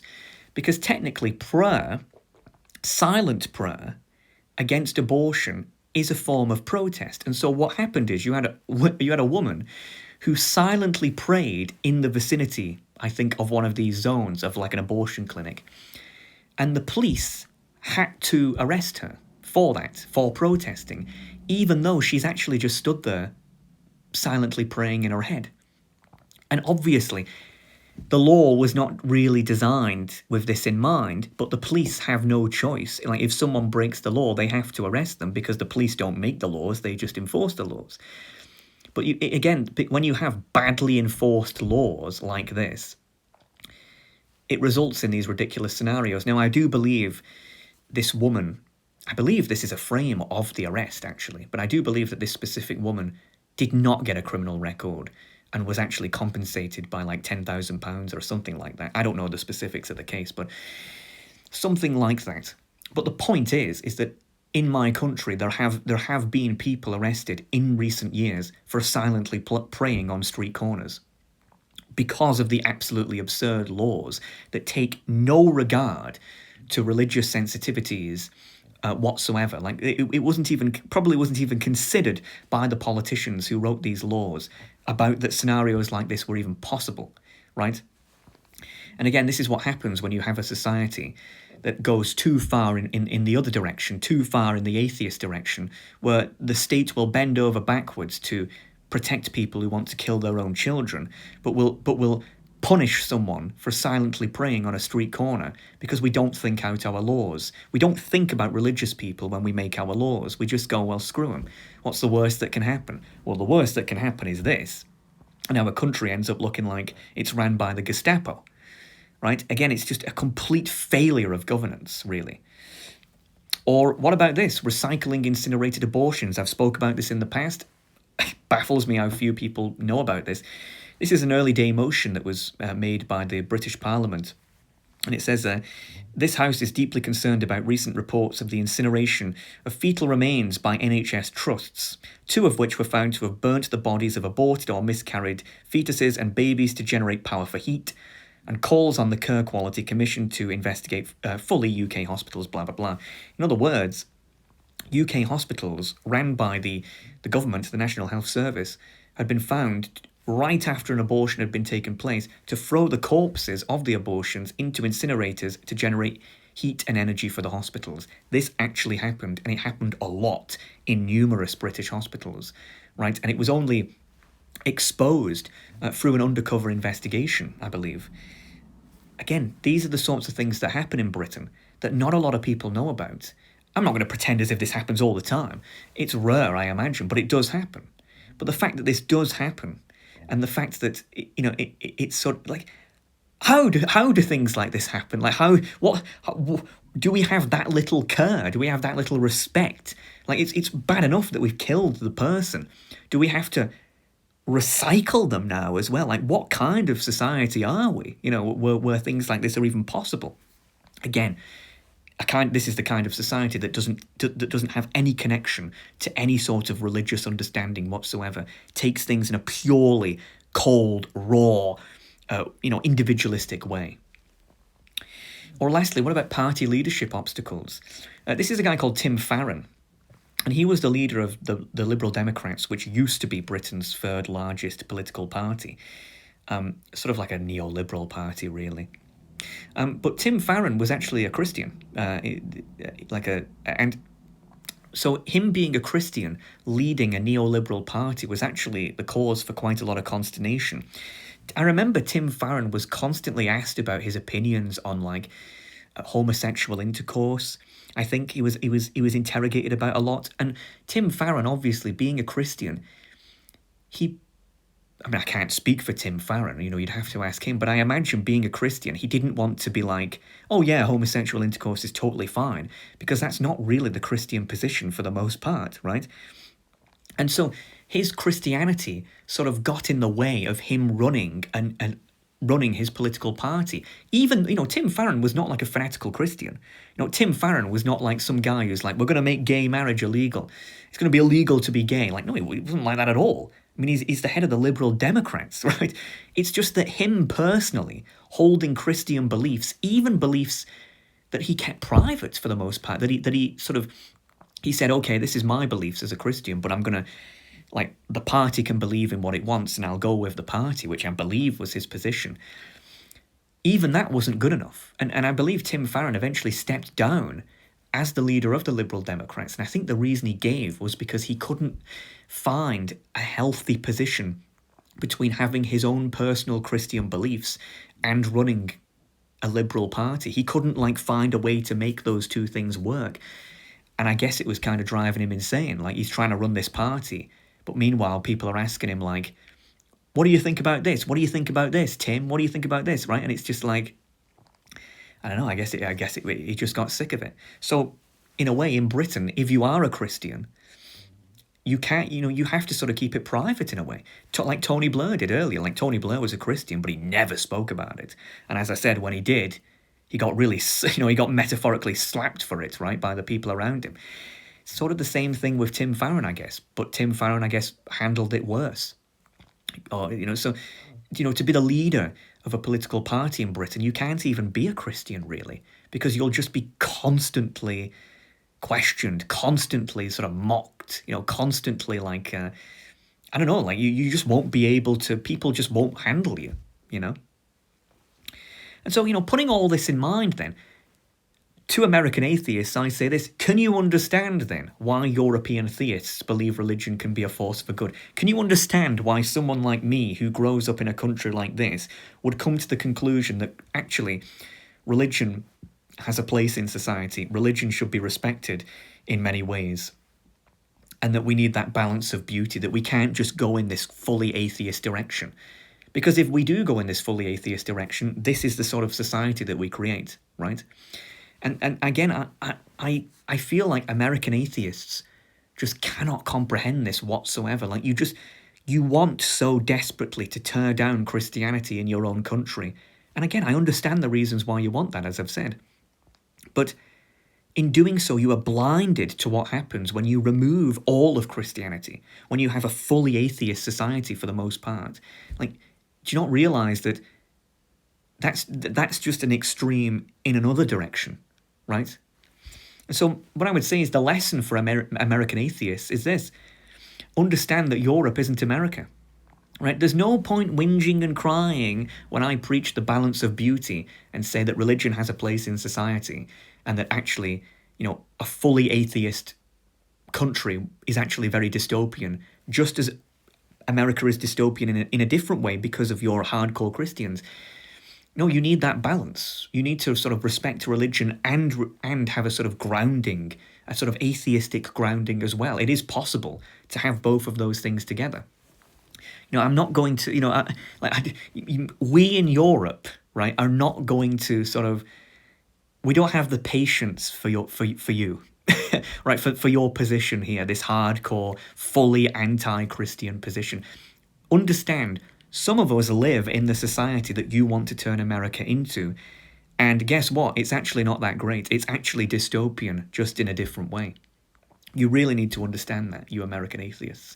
You need to understand that actually, yeah, your Christians are pretty crazy in some ways, but there's a lot of good in Christianity. There's a lot of good things in Christianity. You don't just want to go in the extreme other direction, right? And so that's why I would call American atheists the ignorant quadrant, right? That's their sin, ignorance. Americans, not just American atheists, but Americans generally have this problem where they think that America is the world. And I understand why. America is sort of like the hegemony. It is very culturally dominant. But that doesn't mean that, Americans really should learn about the cultures outside of America. Like, what is Europe like? What is Asia like?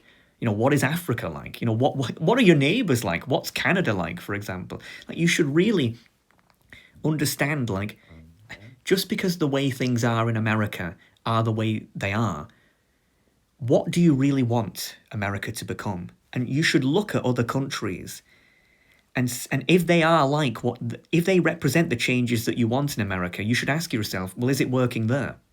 And the answer is this hardcore atheism that we have in Europe working? The answer is no, right? And if you understood what it was like in Europe, if you understood what it was like in Britain, you wouldn't be this sort of fedora-tipping neckbeard. You wouldn't. You would be a much more rational character, right? So I've sympathised with your position. It's time for you to sympathise with ours, right? Which brings us on next to European atheists, right? European atheists actually have the opposite problem. European atheists seem to be under the delusion that the happenings of America are actually the happenings of Europe. I've shown this before. All these signs here, keep your religion out of our, you can guess, our blood is on your hands with an American flag. Our bodies, our right to decide, our bodies, our choice, abortion rights, blah, blah, blah. All these signs here were made in Britain, right? They're European.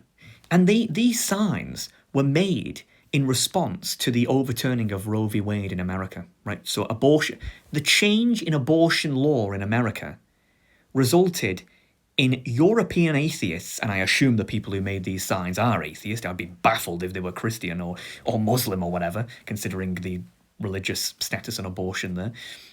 These people, in response to a change of American law on abortion, are here in Europe, in Britain, saying, keep your religion out of our you-know-whats. What? Like, hello? In our country, corpses get incinerated to heat hospitals after they are aborted. In what universe does religion or Christianity have any power, on the issue of abortion in Europe, in Britain? It is absolutely absurd. Maybe in places like Poland, for example, or Eastern European countries, maybe I could see it there where Christianity is more powerful. But in Britain? In France? In Sweden or Germany? Are you joking?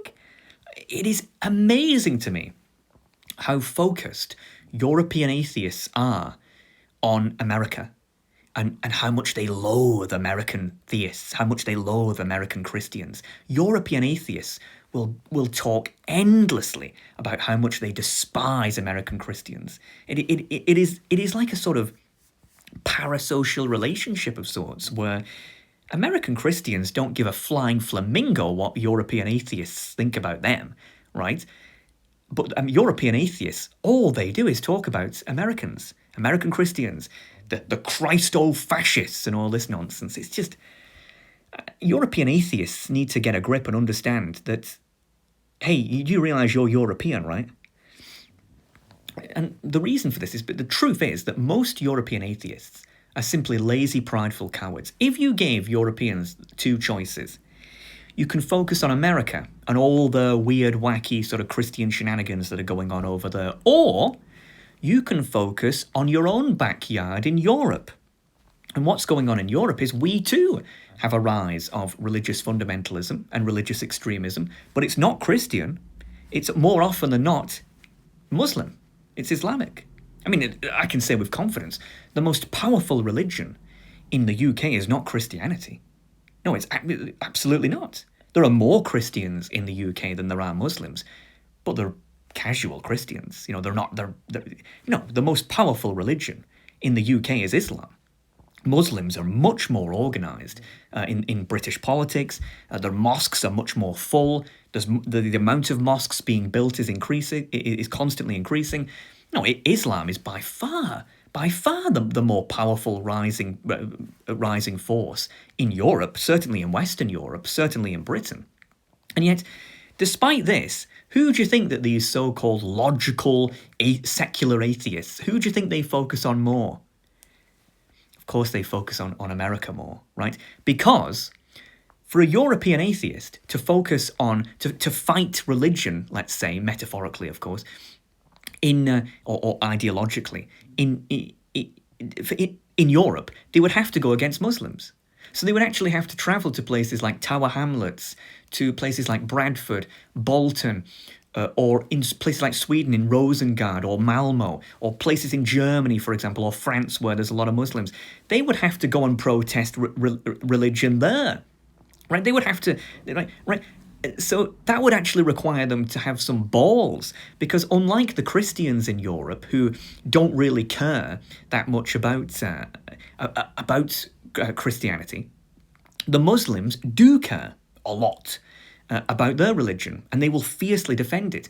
Well, for the European atheists, no, that's just too much bother. That's too much risk. Oh no, that's scary. That's scary. No, instead, what I'll do is I'll lazily reach my hand over the Atlantic, right, and I'll focus online only on the American conservative Christians. That's what they would prefer to do.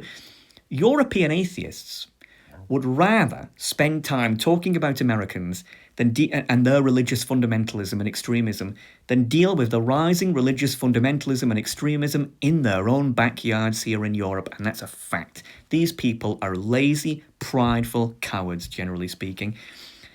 And I have to say, in recent years, Richard Dawkins has actually proven to be a clear example of this. I saw an interview of Dawkins about a year ago or so, and I think it was Piers Morgan, I don't know, but he said something like, he was asked a question about Islam, something about Islam, and he refused to answer it. He went quiet about it. He went sheepish, and he said, I don't want to answer that question because it might. And the interviewer said, is it because it might put you in danger? And he was like, I just don't want to answer that question, right? He got sheepish around Islam in some regard, and I thought to myself, hang on. You're the guy that wrote the book, The God Delusion, right? You're the guy who is typically, Richard Dawkins made the word meme. He made the word meme, one of the most well-known internet lingo words. He made that word. He invented that word. But that's not the thing that he's most well-known for. Richard Dawkins is more well-known for being an atheist, right? That's how deeply ingrained in. This is a man who has done amazing, highly influential things, and yet the number one thing that he's known for is atheism, and yet here he is not wanting to answer a question about Islam or some related question to Islam because it makes him sheepish. It makes him scared. What? That's your thing. Your thing is that. Your thing is critiquing religion. So if you can't even do that, then what are you even doing? What are you then? Right, and so, again, the lesson for European atheists is actually quite simple. It's the same lesson that American atheists need to learn. Understand that Europe isn't America. It's so easy for you European atheists to go on Reddit and start making fun of the Christo-fascists of America and all this nonsense. Why don't you instead get some balls and focus on the religious fundamentalism and rising religious extremism in Western Europe, in European society, which is often not Christian, but is often Muslim. And by the way, I say this as someone who likes Muslims, as someone who, in an argument between atheists and Muslims, I'd be on the side of the Muslims, right? That's how bad European atheists are. European atheists are such a pathetic opposition, are such a lazy, American-focused opposition to the right, that I actually feel like I have to tell them, hey, this is how you should do your job. Like, you're such a bad opposition that you need to be told what to do. Like, you need to be told, like, hey, what are you doing talking about them? Are you not going to talk about here? It's just, yeah. And this is why I say that the European atheists are the cowardly quadrant. It's not that they're ignorant. They're aware of the rising fundamentalism, religious fundamentalism across Europe. They just choose to sort of pretend like it, oh no, I want to focus on the Americans instead. Why? Because they're cowards. They want to do everything online. They don't actually want to have to confront, like hardcore Muslims in Europe. Oh no, that's too scary. Because they know that the American theists online can do them no harm. It's just like naughty words or rude insults. The American theists don't care about European atheists, as I've said. But these are just people who want to feel superior and intellectual to another demographic without actually having to put any effort in. Unlike the American atheists, who I can at least have some sympathy for having to live in that sort of society, I have no sympathy for European atheists. Like, you live in an atheist society. You're slowly losing that atheist society because of your own cowardice. But you live here, and all you can do is talk about America. Pathetic, in my opinion, pathetic. Which brings us on next to American theists. Starting in the mid-2020s, I noticed that many American theists started to poke their noses in the religious affairs of Europe. What do I mean by that? Well, online, there's endless commentary from Americans on the status of Christianity in Europe, even from their senior politicians.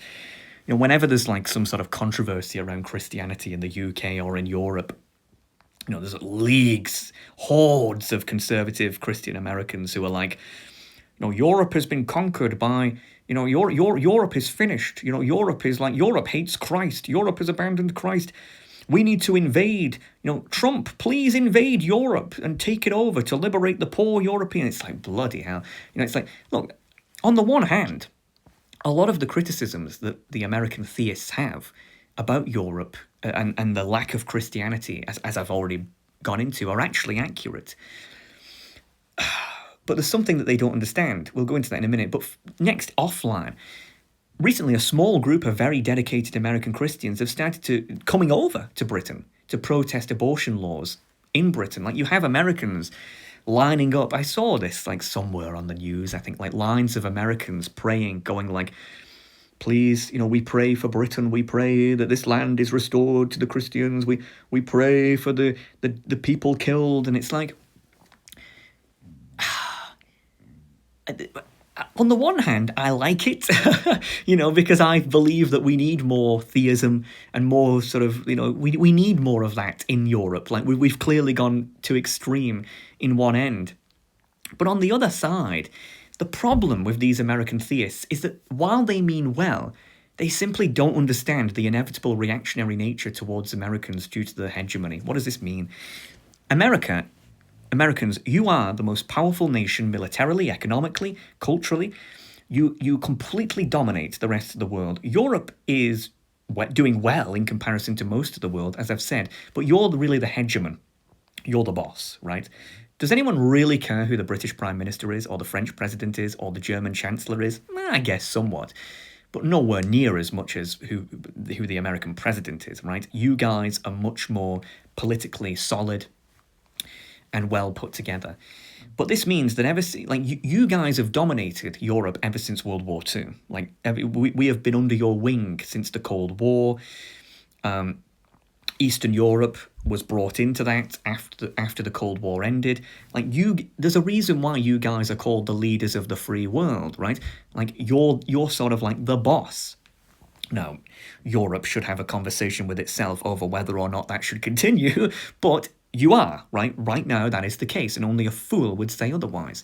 But you must understand that when you're at the top, people will make fun of you, right? People will poke fun at you, right? It's kind of like how if you're the leader of the opposition in a parliamentary democracy, no one really has any expectations for you because you're just the leader of the opposition. You have no power, right? You can say whatever the hell you want, basically, and people will cheer for you like, yeah, he's right.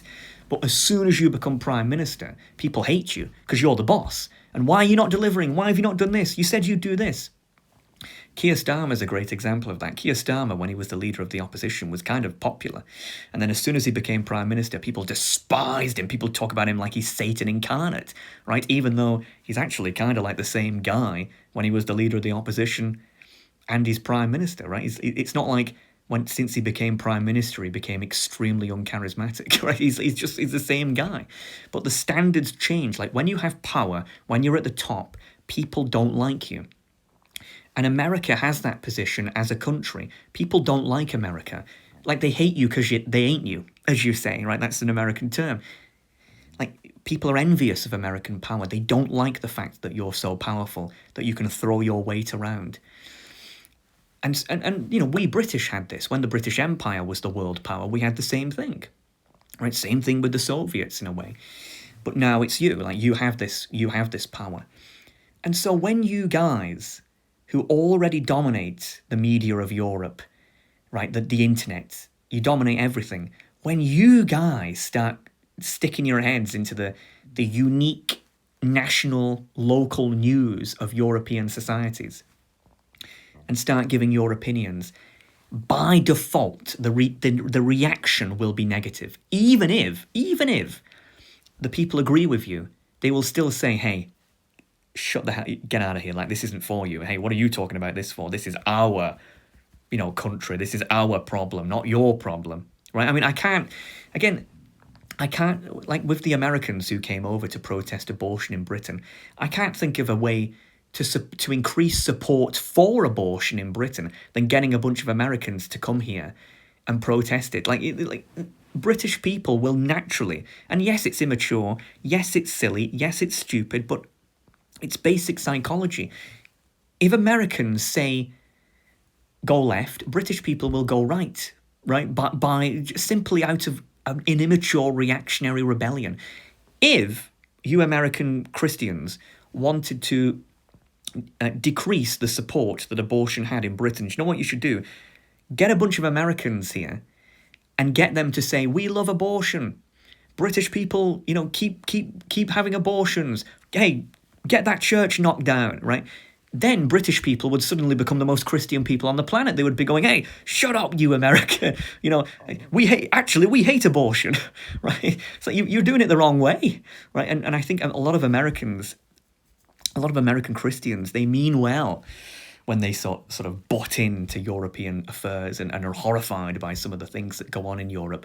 But I'm telling you, from a purely pragmatic perspective, you are making a big mistake by getting involved in European affairs. If you want what's best for Europe, as an American Christian, if you want Europe to become more Christian, the best thing you can do as an American Christian is nothing at all, right? Is to stay as far away from the situation as possible. I swear, I promise you, it might sound rude, it might sound awful, but it is absolutely the case. But one more thing on this. Not only that, but when America is home to the worst Christians on earth, do you really think there's any mood here for such preaching? Now, let me clarify what I mean by this, because I know this will annoy a lot of Americans.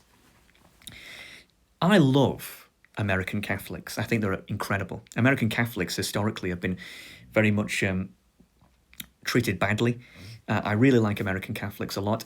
I have a huge amount of respect for the Amish. I think the Amish are incredible. I think they're genuinely inspirational as a means of faithfulness over facelessness. I think they're incredible. And I have a lot of respect for certain American Protestants as well. I've had conversations with American Protestants. There was a guy I spoke to a few years ago, and he was only about 21 or so. He was already married. He already had offspring, like I think like he had a son or something like that. And he wanted to be a preacher. He wanted to be a pastor, and he was a Protestant. I've never spoke to a man who was more polite, who knew the Bible so well, who was genuinely considerate and empathetic. I thought he was an absolutely fantastic gentleman. So I have a huge amount of respect for a lot of American Christians. A lot of American Christians are fantastic. But you are also home to the worst Christians on earth, right? The Kenneth Copelands of the world, these sorts of mega churches, these sorts of these sort of evangelicals, not all, but many, these evangelicals who they make a mockery of Christianity. They make it all about wealth and status and pervert the Bible they bend the Bible into supporting wars, foreign wars, being greedy, being hyper-capitalistic. It's almost like this uniquely perverse American form of Christianity that I know that you're trying to export overseas. I've heard that you're trying to export it to South American countries, often successfully, shockingly. But there's this uniquely American perverse form of Christianity that I don't know the percentage of American Christians who believe in it, but you know what I mean, right? They pervert the Bible, they pervert Christianity, and they make it all about money and war. And you must understand, despite all of the amazing Christians that there are in America, it's those awful Christians who do all the things I've just discussed, the obsessors about money. That's what people think in Europe when they hear American Christian. Now, is that fair? It isn't fair. But that's what people see the most. That's what people think of the most. People think of guys like Kenneth Copeland, right? They think of people like him. And that is what American Christianity is to Europeans. And when you hear, if a European, or certainly a Brit, saw an American Christian preaching in the streets, they would subconsciously relate him to someone like Copeland. They would think like, it would be automatic hostility. People would go, why the hell would we want... Like, the last thing that British people want in our country is multi-millionaire pastors, multi-millionaire ministry preachers who get divorced multiple times and are obsessed about Israel. That just doesn't go down well here. And I know it's not fair that Europeans relate all of American Christians to these kinds of people, but that's the reality. And it always will be the reality because they stand out. They're unusual. It's a uniquely American perversion, I have to say. Someone like Copeland would never get off in Britain. It wouldn't work. Only in America could someone like that thrive. And I'm sorry, but that is not really a problem for us. That's your problem. That's a problem that American Christianity has. Hopefully that will improve. I mean, the Pope, for example, in Catholicism is American. So hopefully that will get people in Europe to change their mind about, actually, American Christians aren't all like this. But right now, I would say that is the case. So it's just not pragmatic, right? And so again, the lesson for American theists, can you guess what it is? It's exactly the same. Understand that Europe isn't America. Your hegemony is going to be reacted to by default in an immature fashion negatively. People will relate you as an American Christian to a hardcore evangelical megachurch person. It's not fair in both cases. Oftentimes you mean well, but it's not going to work. So why bother? And that's why I call American theists the clumsy quadrant. It's not like they're bad. These guys, they got hearts of gold, really, but they're just clumsy. It's like they don't quite get the geopolitics, the political situation of Britain, of Europe. It's clumsy, right? It's a bit like comedic. Which brings us on, lastly, to European theists, right? And again, it's kind of like the opposite problem. Starting in the mid-2020s, I noticed that many European theists, spurred on by American theists, started to mistakenly believe that Christian nationalism was a viable option. So, these are some pictures that I saw from some recent protests in England lately. I don't know if these people are, Christian nationalists or whatever. I don't know anything about these people, but considering they're holding crosses that say Jesus, you've got a guy there dressed up as a crusader, you would assume, right, I assume that these people are probably very Christian and may want, some form of Christian nationalism, who knows, but it's a good visual representation nevertheless, right? But the irony of this, right, to all these people who say, "Oh, we want England to be a Christian nation again," the irony is, at least in the case of England, we did used to be a Christian nationalist nation, and it's the ancestors of many of the American theists who are partly to blame for why we are no longer. Right? This is mind-blowing. Okay, so once upon a time, England was a Christian nation. We were Christian. Right, it was pretty much everyone was a Christian, and the Church of England was the national church. Right, so we had by definition, we were a Christian nationalist nation. Right, the only valid religion was Christianity, and that had a state-sponsored church. That's Christian nationalism. Right, so we were a Christian nationalist country at one point in time. But then you had some guys called the separatists. And the separatists, as their name implies, wanted to separate from the Church of England because they had some disagreements about how the Church of England, conducted itself. However, it was illegal because we were a Christian nationalist country. It was illegal in England to not go to a Church of England service. So you couldn't just have your own church and do your own thing. So these separatists, essentially, they were going to get in a lot of trouble. And so what they did is they went to the Netherlands, they went to Holland, right? And they set up shop there for a while to escape what they perceived as religious discrimination, right? Persecution. Eventually, however, they got quite scared about losing their English culture. And so they wanted to move to somewhere that spoke English and was a lot more Anglo. And so eventually they made their way to the United States, to America, right? And these guys are in New England, name doesn't really require much of an explanation, are the descendants of these separatists, these Puritans, these separatists who left England, left to perform Christianity free from the constraints of the Church of England in the way that they wanted to, right?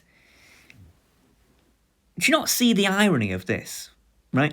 That hundreds of years, so Englishmen left to America because they didn't like how the Church of England conducted Christianity. Hundreds of years later, Americans are telling English people, English Christians, that we should become a Christian nationalist country. Guys, have you not considered the fact that it's your ancestors who were partially the reason why we are no longer a Christian nationalist nation? Because if you had the ferocity, the passion for Christianity in the way that you saw it, that you were willing to leave the country just for that, you were willing to put religion before nation, then you were some of the most passionately Christian people in the country. And had you had more patience, you could have reformed the Church of England from within, which it eventually was, though it was eventually deconstructed, really. But you could have reformed it to be more puritanical. You could have reformed it in the way that you wanted it to be. As they often did, by the way. I'm not even going to get into that chapter of history, but nevertheless. The point I'm trying to make here is that there's an irony here that is not addressed, and that is that a lot of American Christians who are either the genetic and or ideological descendants of these separatists of the Church of England who left a Christian nationalist country to individualistically do their own thing with Christianity, are now telling us that we should be a Christian nationalist country. Surely you understand the historical irony of that, right? Because you're not a Christian nationalist country, at least not officially. The only reason you're more Christian is because of a theological market, so by accident, really. And now you're telling us who you came from and were a Christian nationalist country to be a Christian nationalist country. The irony is just beyond comprehension. And I don't know why more British Christians or European Christians don't understand Like, what? Like, the history of our nations and the irony involved in that equation, right? Like, actually, if you want to create a more Christian society, a more religious society, you don't actually want a state-sponsored church, which we used to have. You want a market, right? You want a competitive market. And actually, funnily enough, the reason why a lot of people in Britain are now emptily talking, but they're talking about Christianity again, is because of Islam, because of the presence of Muslims. So Muslims, the presence of Islam has actually created a theological market emerging early in Europe, in England, in Britain, right? So again, the whole point is this is a historical irony. And the truth is that Christian nationalism is antithetical to the direction that Europe must go to ultimately get our act together on a wider scale. What do I mean by that? Well, firstly, let's address Christian. England is not Christian anymore. Britain is not Christian anymore. It is Christian in name only. Christianity, as I have said many times, is a zombie religion, meaning it is alive but dead. It is alive in the sense that people call themselves Christian, wear the Christian crosses, will answer in a census that they are Christian, but they are not Christian in the sense that they don't go to church, they don't read the Bible, they don't really celebrate Christian events as they should do.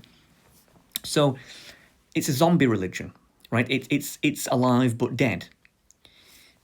What we really need, we don't need that, right? We do not need to pretend as if we're Christian when we're not, and sort of make Christianity into this sort of political prop. We don't need that.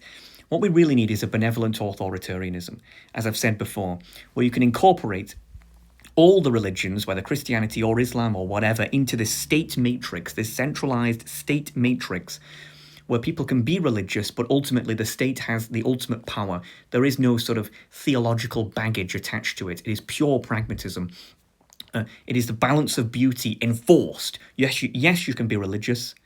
No to multiculturalism. You must integrate into one culture, but you can be religious. And the state will respect those religious values, because it is these religious values that ultimately form a civilization. That is what we need, rather than getting into this sort of trying to turn back the clock. Oh, we're Christian, let's pretend we're Christian. Even though you don't know anything about the Bible, anything about Christianity. I'm a Christian. No, you're just using it as a sledgehammer against Islam, and why don't you just be honest about that? Right? No, we need that benevolent authoritarianism. But not only that, we don't want nationalism. Not really. Why? Well, why do we not want nationalism? Well, it's very simple. Because the idea in the 21st century, it's all about power. Why does America dominate us? Why is America the hegemon of the Western world? Because despite Europe and America being two sides of the West, Europe is 28, 29, 30 plus nations, and America's one nation, right? And so they have a united government, a united military, a united economy. We in Europe are trying to frame this together through the European Union, patchwork by patchwork. How on earth are we ever meant to stand up to America, stand up to China, stand up to anyone, to any rising power on earth, India eventually, as individual nation states? How is Croatia? How is Bosnia?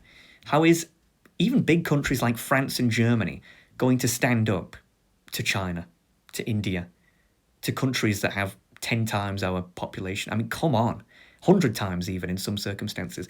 What we require is a Europeanism, right?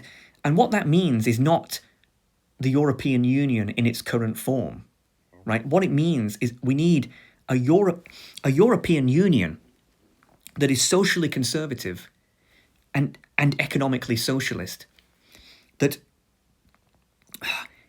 mimics the United States in its ferocity, in its military might, and it respects the European cultures, it respects the European nations, but it also tries to say, hey, everyone should know English, which most people do. Yes, we should probably have one currency, it makes much more sense.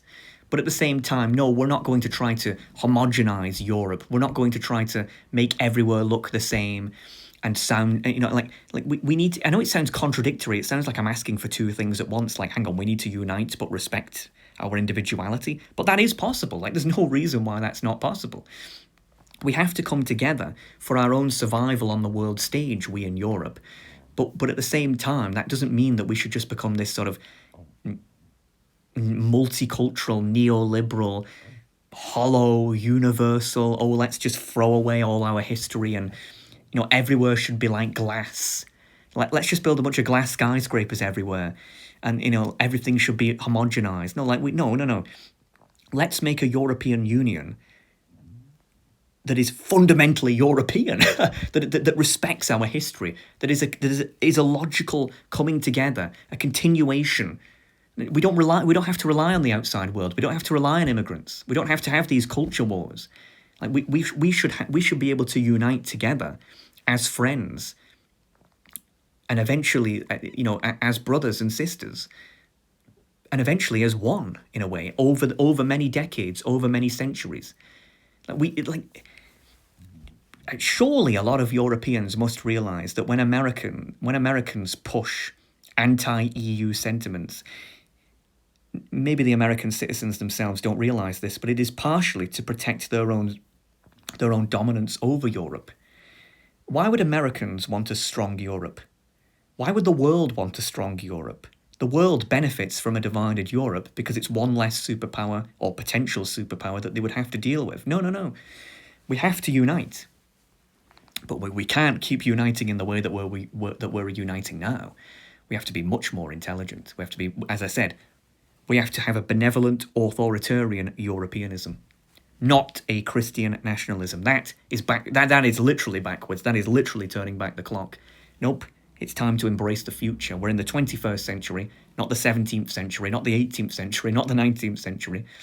Right? People often say to me, Alex, you're very defeatist on Christianity. Like, why do you not think it's possible?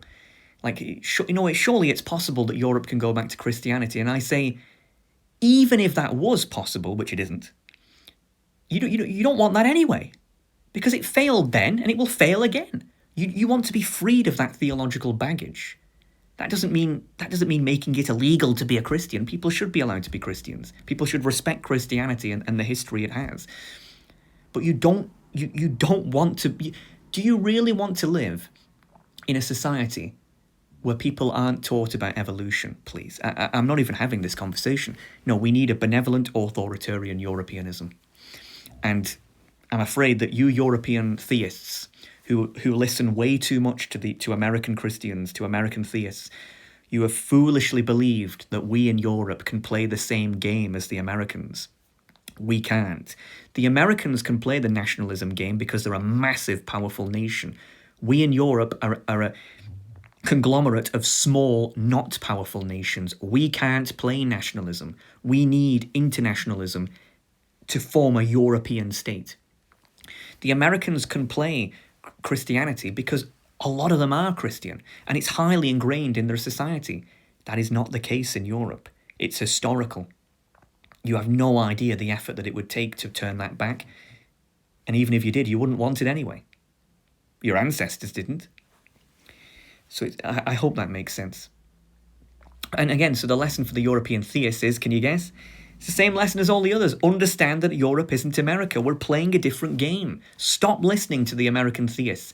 Yes, they can have their Christian nationalist nation if they want to. We can't. We're playing it. We're under completely different geopolitical constraints, completely different economic constraints. You are playing a game of foolishness if you think that we can play the game they're playing. I know this sounds rude, but grow up, frankly. And so, this is why I call the European theists the stupid quadrant. And I know you might be like, wow, that's really harsh. But it is true. You have to be pretty dim if you think that you are going to turn the UK into a Christian country again. If you think that the UK is better off isolating itself from Europe rather than having a sort of a conservative European Union. To be clear, I understand opposing the European Union right now in its current form. It's horrible. But if the option was there for a Christian European Union, or not a Christian European Union, a conservative European Union that respected Christianity, why would you take that over this petty nationalism? It doesn't make any sense. It is the definition of stupid. And so, these are all the quadrants, and I know that I've been very bloody harsh on each quadrant here, and if you belong to one of these quadrants, you've got a vein coming out of your head and it's pumping and you're furious and you're writing comments about how much you can't stand me. Okay, whatever, I can take it. But I am being real with you here. Everything that I've said about all 4 of these quadrants is fair. And if you, rather than just get angry at me for telling you this, if you absorb what I've told you and take it seriously, you will realise when the emotions die down, I'm right, I am correct. And if you absorb this, you can better communicate with people on the other side of the religious aisle, people on the other side of the continental aisle. You can understand how each other thinks, and you can come together better, and you can make agreements better. I'm so tired of Americans and Europeans, theists and atheists, just talking over each other. Why don't we just instead understand that we all have different agendas, and that actually these agendas are actually quite logical from our perspectives, and work together with each other on that front, right?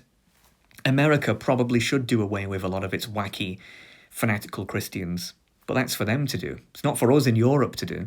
And Europe probably should have more respect for our Christian heritage, but that's for us to do. It's not for the Americans to do, right? Again, ultimately, it just comes down to realising wherever you're from, whatever you are, understand that Europe is not America, right? And as I said, ultimately, it's only through understanding that Europe is not America can cross-faith and cross-continental communication improve. And I hope through these absorptions that happens. Okay, folks, so that is the lecture. Pretty long one, longer than I expected it to be. We have learned a lot here, though. We've gone through religious differences, economics as a social science, the Cold War, America's theological monopoly, Europe's theological market, American atheist ignorance, European atheist cowardice, American theist clumsiness, and European theist stupidity. Yeah, I'm sure this is going to be a popular one. Hey, everyone watching this. You're either ignorant, cowardly, clumsy, or stupid. Anyway, bye.